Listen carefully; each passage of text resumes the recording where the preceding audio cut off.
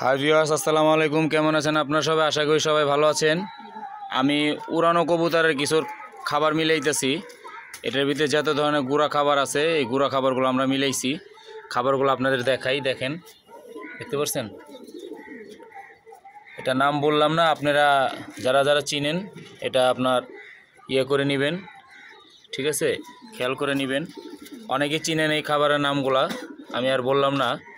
এখন বললে অবশ্যই আপনার ভিডিওটা লং হবে, সেজন্য আমি বলতেছি না। খালি একটা কথাই বললাম, এখানে বাজরা 4 প্রকার আছে। আমি বাজরা 4 প্রকারই খাওয়াই। লালটা আমি কিছুদিন ধরে খাওয়াইতেছি, যেহেতু আপনার এটা প্রোটিনটা একটু বেশি। এটার সাথে আবার সবুজটাও আছে।